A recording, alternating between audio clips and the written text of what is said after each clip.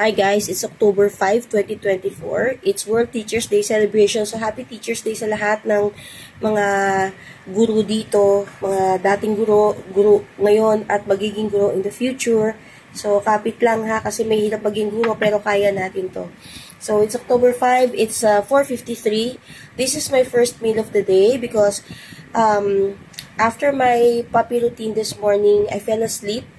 And when I woke up, it was already almost 2 o'clock. So I had to prep my food. And this is what I prepared today. Okay, so this is baked ribs. Okay, baked ribs with homemade barbecue sauce. And then I also have this achara. I made this achara myself. I got the papaya from my papaya tree. So, yun lang. Saya lang. Okay, so first meal natin to today. Nakakatuwa, no? Although, masama talaga pakiramdam ko. I was supposed to attend a party of one of the kids of my former co-teacher, pero hindi ko kinaya kasi talagang iba yung pakiramdam eh. Baka mamaya doon pa ako magkulot ng germs. Children's party yon. But anyways, kain na tayo. So, eto, umpisa na natin. Ribs to eh. Yan o. Naku, sana masarap. At ako'y medyo gutom na. Ayan. Oh, maganda naman, oh. Maganda naman. Ang tagal niya sa oven, siguro mga 2 kalahating oras. Lambot. Tapos,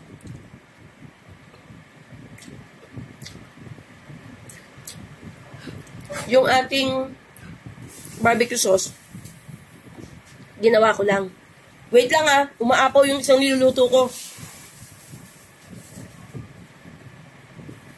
Nag-prepare kasi ako ng kalamay.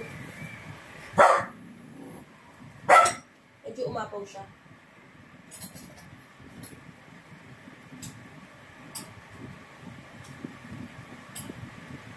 Sorry for the interruption. Ganyan talaga sa tunay na buhay. Ganyan pag live. Although this is not live, this is pre-recorded.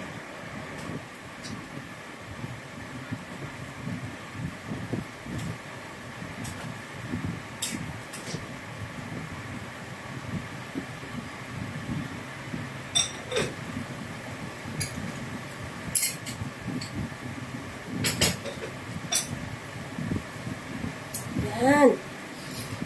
Pre-recorded po ito, hindi po ito live. Anyways, as I was saying, mahirap maging teacher, pero very, it's a very grateful profession. And sa totoo lang, I never wanted to be a teacher. Hindi nga kasama sa plano ko. I wanted to be a chef, I wanted to be a lawyer, I wanted to be a broadcaster, but definitely not a teacher.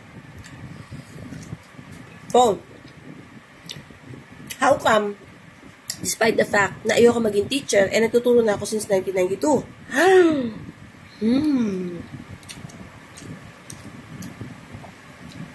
Since 1992, teacher na ako.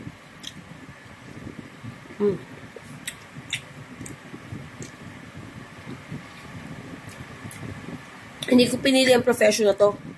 Itong profession na to ang pumili sa akin. Lambot.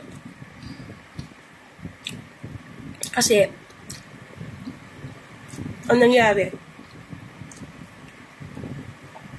gumraduate ako ng last week of March, Thursday or Friday. Pagdating ng Monday, pinatawag ako ni Dean. Sabi niya, pumunta ka sa lugar na to, sabihin mo, ikaw yung pinadala ko. Sabi ko, bakit po? Sabi niyo din, Dean Montoya ng Imus Institute. Basta pumunta ka doon, sabi mo, pinadala kita. Okay. Pumunta ako. Pagdating ko doon, na-meet ko yung unang-unang boss ko. Si Mr. Elgoso. Ang pangalan ng school niya nun, PhilSec. Sabi niya,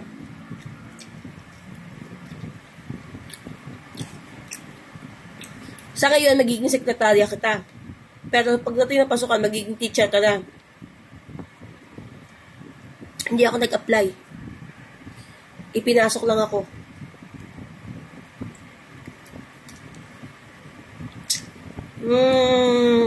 Sarap magkutkot. So, yung first job ko, regalo sa akin ni God. Kasi, hindi talaga ako nag-apply eh. Nagulat na lang ako, pinatawag ako, and that's it. Ang grabe.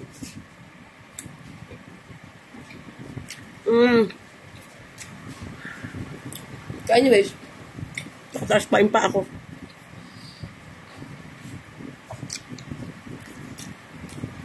Pinatawag ako, pagdating ko doon, sinabihan agad ako, pumasok ka bukas ng ganitong oras. Tapos, ang trabaho mo, habang walang klase, sekretarya, pag nagsimula pasukan, teacher ka.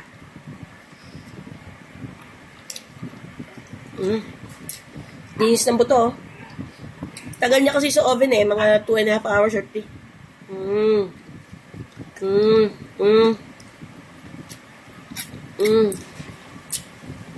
Kuha naman ng papis ko. Kasi nilinis ko na yung buto. Anyways, 2 years ako doon. Kasi yan naman, kaya lang, syempre, hindi naman siya ganun kakilalang school. Hindi, maliit lang siyang school. And the time na umalis ako doon, parang nabuo na sa isip ko na, okay sa akin maging teacher. Ginawa ko, nag-apply ako sa Lasal. Tapos in 1994. So from 1994, 3 semester ako sa Lasal.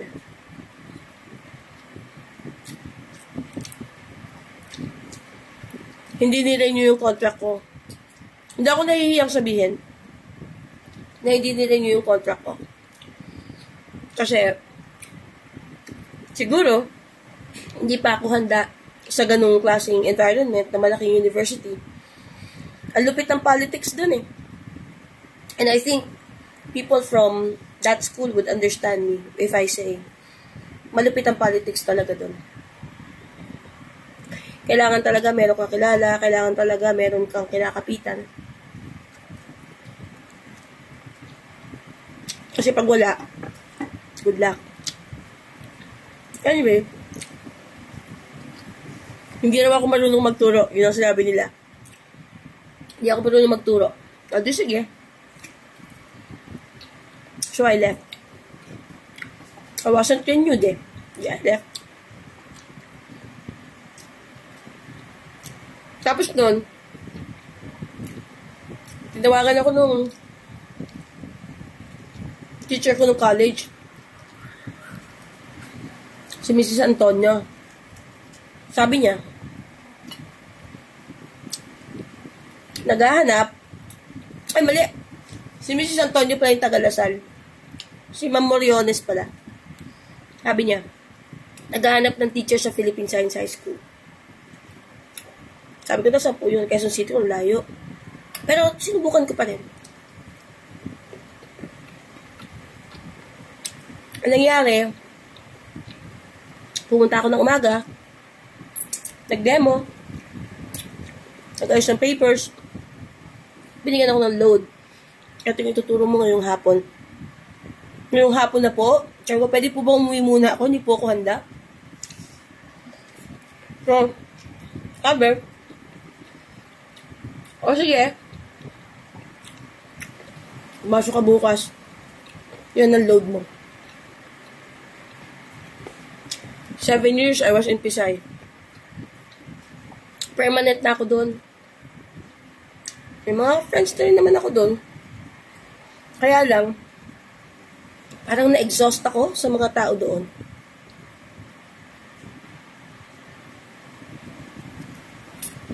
Hindi naman sa lahat. Yan lang mga tao nakaka-exhaust talaga. Kasi, katotoo lang, isip ko talaga, pwede na ako tumanda dun eh. Kasi ang ganda ng package dun eh. Meron kaming laundry allowance na monthly, pambili ng sabon. Meron kaming hazard pay, Kasi merong laboratory doon sa building namin. Meron kaming, kung ano, nung maraming allowance. Na talagang, hindi ka talaga maghihirap. Ang mahirap lang talaga doon, nagko-commute ako mula Imus hanggang Quezon City everyday, Monday to Friday. I mean, nagtry akong tumira sa dorm, pero parang feeling ko naiipit ako kasi kailangan mo mag-duty ng half day. Ayoko. So, umuwi na lang ako. Tsaka, ang hirap kasi kumido sa dorm. So, anyways, after 7 years, someone from LaSalle called me up and said they needed a writer. Eh ako, hindi naman sa pagmamayabang. Nakakapagsulat talaga ako. So, meron akong skill. Meron akong talent. God-given talent sa pagsusulat. Naisip ko na ko. Ito naman, Lasal na naman. Sa isip ko, sige na nga. Total, natapapagod na rin kasi ako sa Quezon City.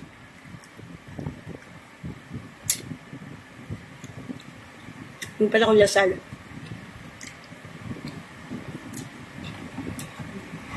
Tapos, isang sem na lang, mapapermanent na ako. Hindi na naman natuloy. Masama raw ugali ko. Pero actually, hindi mo masama ang ugali ko eh. Very truthful lang ako. Kino-call out ko yung mga taong tunay na masasama ang ugali. Kino-call out ko yung mga taong tamad. Hindi nagtatrabaho. Mga taong papasok sa school, hindi gagawin ang trabaho nila, tatakbo sa library, mag-aaral maghapon, dahil libre ang pag-aaral doon. Babalik 5 o'clock kasi mag-out. Tapos pag kailangan mo siya sa trabaho, wala siya. Pero ako ang natanggal. Siya ang naiwan. Kasi, mabait daw siya. So, sinabi ko kanina na kailangan, pag nandun ko sa school na yun, ay meron kang backer, meron kang kapit. Ganun dapat. Eh, ayoko nga ng ganun. Parang sa akin, eh di wag. So, umalis ako ulit. After nun, saan ako lumipat? Iba-iba. Until eventually, I ended up in Lyceum. Pioneer ako doon, 2008. Hindi pa nagbubukas yung school, nagtatrabaho na ako. Ano nang pinapagawa sa akin mga project.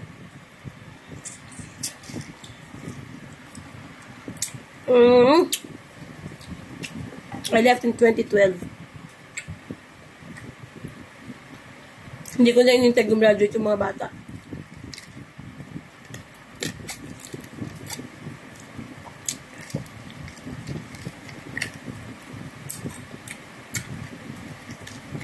Kasi, doon naman,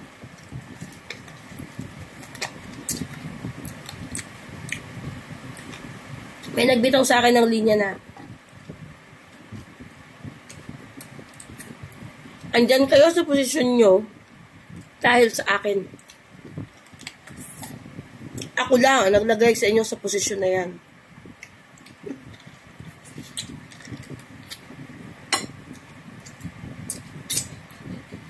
Eh, di ba ayoko nga ng ganun. So, nung natapos yung contract ko, kasi contractual, lahat kami daw contractual after 1 sem, it's either you go or you stay. So, I left. Wait lang, nasusunog na yung sinusaing ko.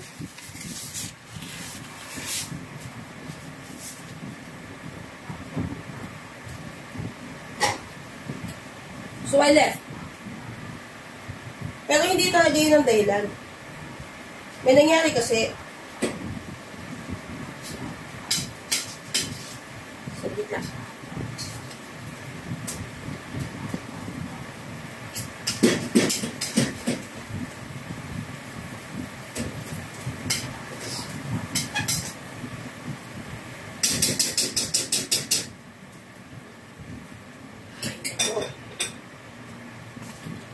Enough ko muna yung kalan kasi hindi ako matatapos sa pagkain ko pagka patayo-tayo ako. Anyways, Umalis ako doon kasi may nangyari. Total, wala na ako doon eh. Tsaka wala na rin yung mga taong involved. So, okay na siguro. Tsaka pakailan ba nila? Account ko to eh. Anyway, may nangyari doon na hindi maganda. Yung mga young staff, meron silang feeling nila, ang gagaling nila at feeling nila, ang gaganda nila, yung mga young staff na yon. Pero actually, may hina mga kukote. Magaling sa kalokohan, pero sa katalinuhan talagang salat. Anyway, meron silang isang pinaglaruan sa Facebook. Kakilala ko.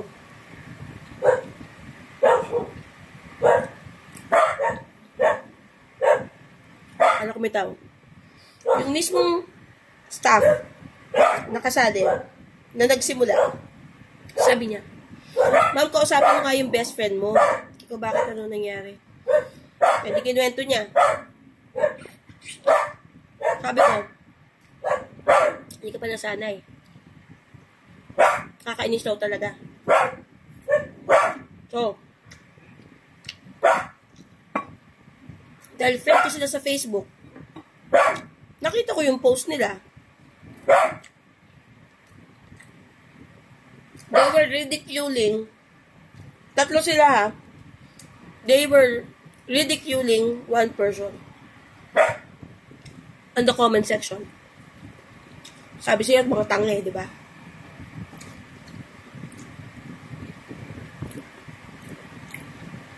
Eh di yung taong biktima nila, magalit. Nagsampan ng complaint. Garap-harap.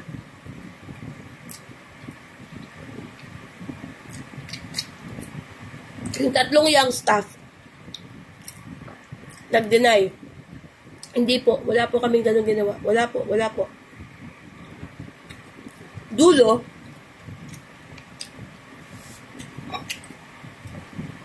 nagmukhang ako ang sinungaling. Tsaka yung biktima nila.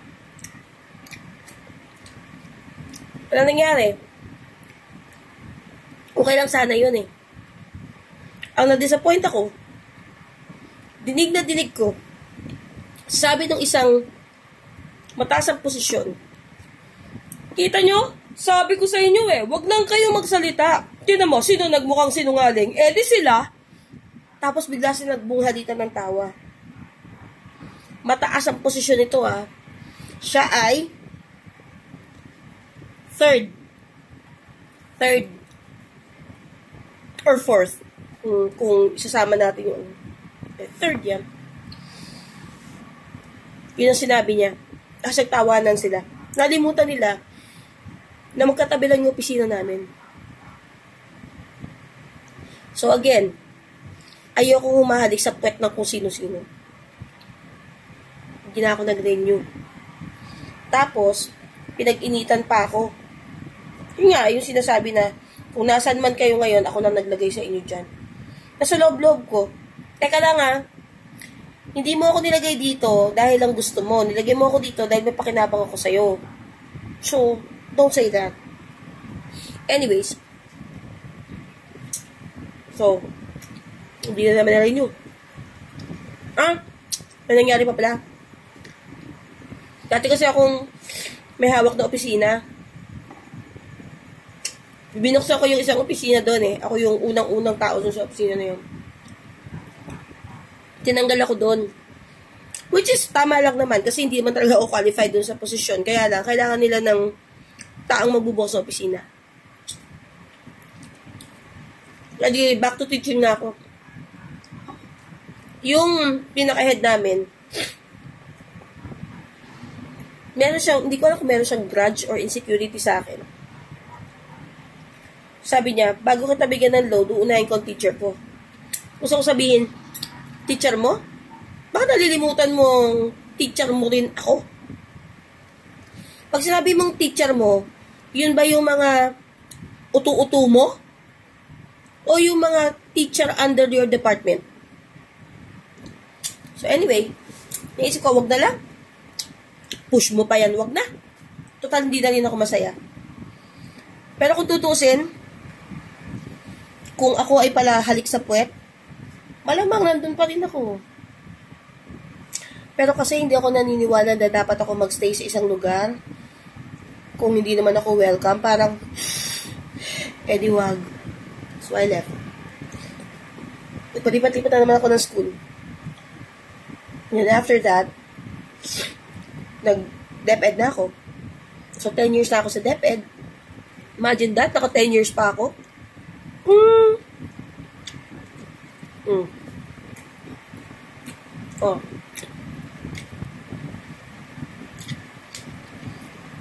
10 years sa DepEd. Inawardan kami nitong last week.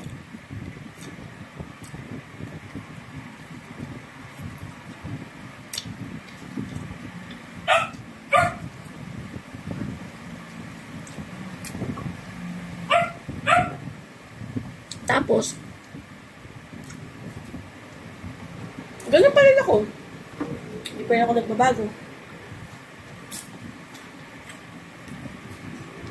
Hindi pa rin ako umalis sa puwet ng kung sino-sino. Kasi gagawin ko yung trabaho. Trabaho lang, walang personalan.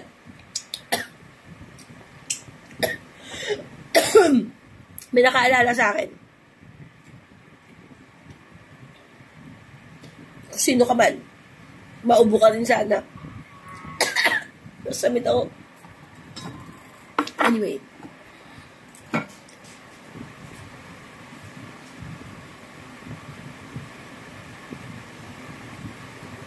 Na-establish ko na yung sarili ko sa DepEd.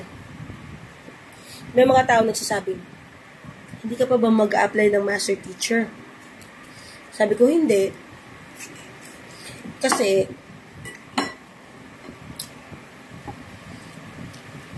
unang-una,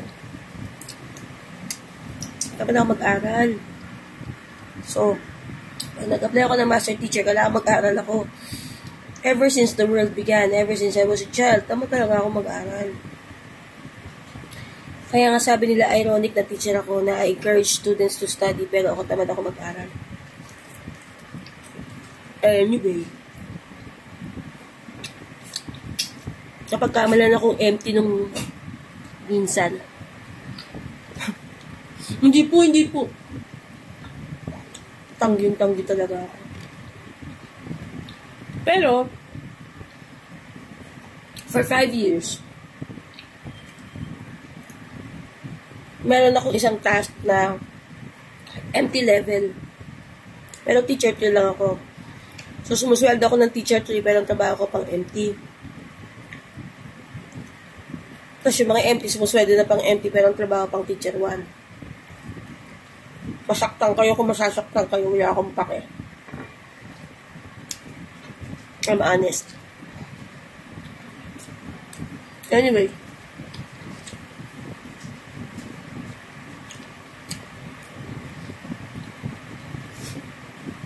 "32 years na ako sa teaching. Ang dami ko ng taong na-encounter, iba-ibang klase. May mabuti, may masama. May walang hiya, may mabait.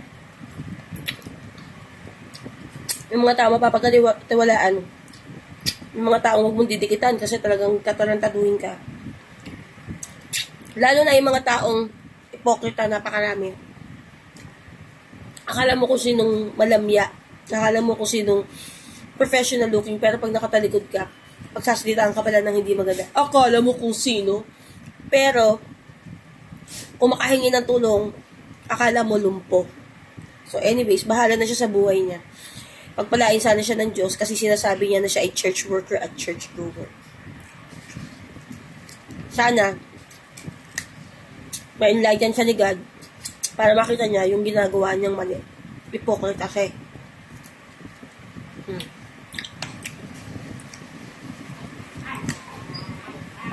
Yung mga sinasabi ko, mga katotohanan niya. Ba't naman ako magsisinungaling?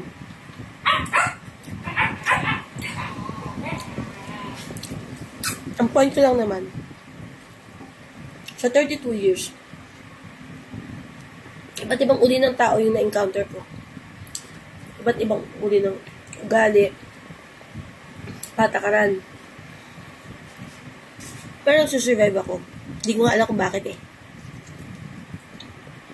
Parang ano, pag nawala yung isa, may pumapalit.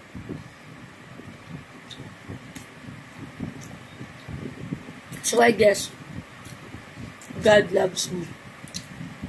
Kahit na, ang tingin ng ibang tao, napakasama ko. The one who truly matters, God, knows that I am flawed, but I am blessed. Tipo.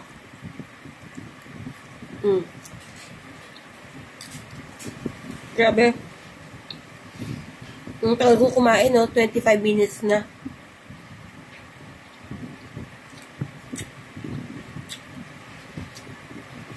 Kasi naikwento ko pala sa inyo yung 32 years of my life.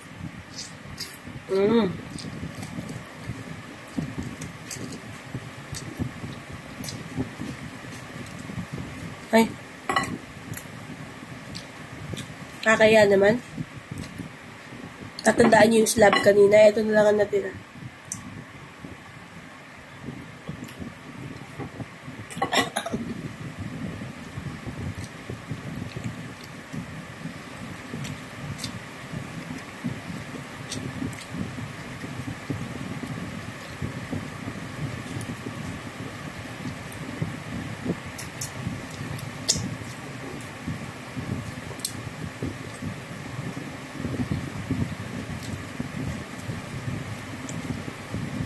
Mm.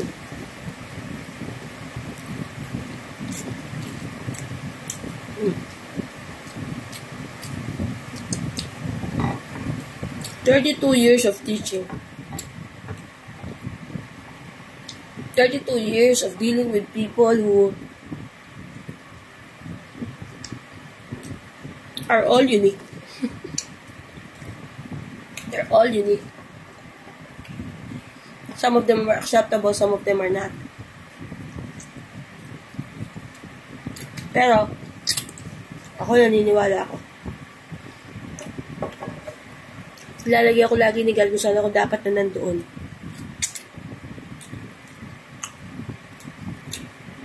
Hindi para sa mga taong, mga co-teachers, kundi para sa mga bata. Kasi, nung nasa Pisay ako, 7 years ako doon, feeling ko, hindi ako magaling. Imagine, turo ko sa mga henyo. Pero, kahit pa paano, may ilang estudyante ako doon. Nasa Facebook ko sila. Tapos yung iba sa kanila nag-appreciation post. Saya. Kaya feeling ko, hindi ako magaling. Nung nandun ako. Kasi nga, sila matatalino eh. Matalino din naman ako. Pero hindi katulad nila. Kasi sila talaga matataas ang IQ nila. Mataas din naman ang IQ ko. Pero hindi nga ako henyo. Sabi ng mga tao, henyo ako. Siguro, hindi ko alam. Basta nung nasa Pisay ako, feeling ko, hindi ako effective. Pero, sabi naman ng mga former students ko, okay naman daw ako.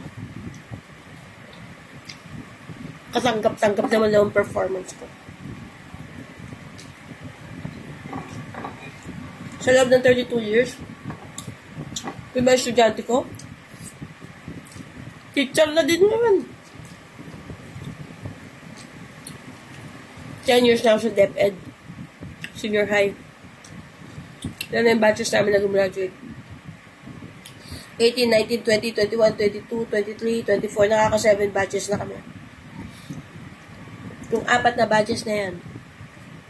Yung iba dyan, teacher na. Ay, nakakatuwa. Kasi, sinasabi nila na, Ma'am, yung natutunan ko sa'yo, ina-apply ko ngayon. And it works. Diba? Ito na lang po natira. Ito lang natira sa ulam ko. Ang lambot, no? Napansin niyo ba? Ang lambot.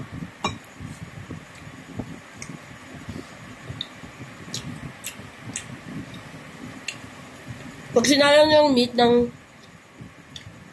2 hours and above sa oven, very low fire, malambot ang meat.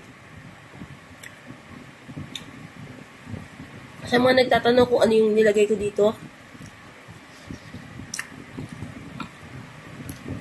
yung mismong ribs, salt and pepper lang. Pero yung barbecue sauce, homemade. Yung barbecue sauce, hindi ko sinusukat, tinatansya ko lang. Ketchup, honey, suka, salt, sugar, garlic powder, oyster sauce, sriracha. Paghaluin nyo lang, depende sa gusto nyong lasa. Kung gusto nyo mas maasim, dagdagan ng ketchup at suka. Gusto nyo matamis, dagdagan ang sugar at honey. Gusto nyo maanghang, dagdagan ng sriracha. Basta yun yung ingredients. Okay? Tapos, bala sa oven na siya. Isasalang yung salt and pepper lang.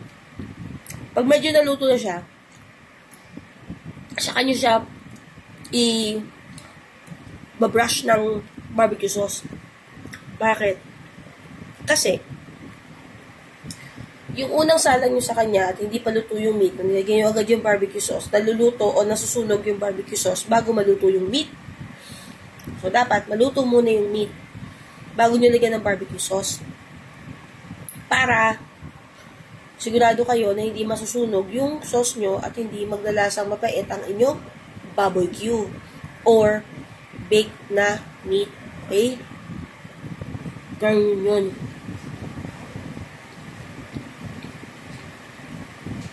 Grabe. Naubos ko yung kanin ko.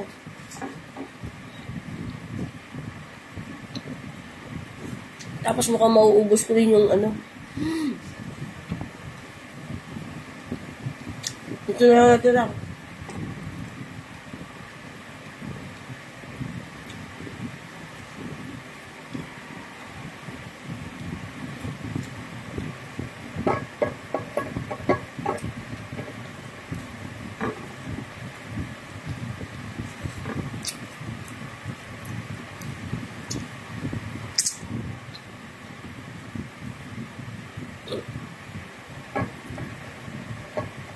$33 minutes na ako kumakain ng tagal. Sorry naman. Sorry na agad.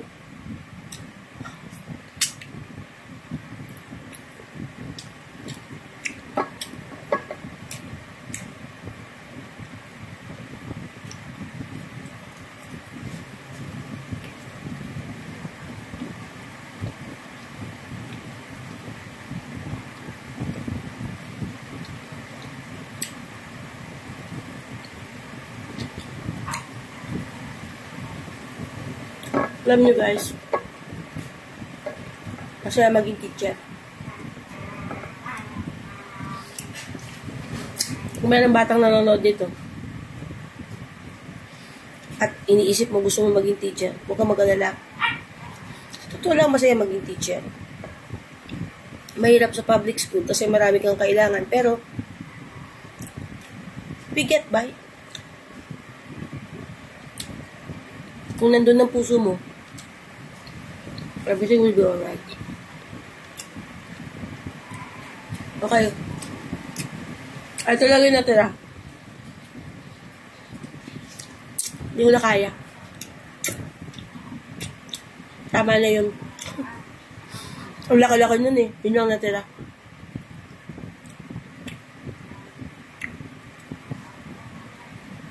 Share ko na yun sa mga puppies ko mamaya.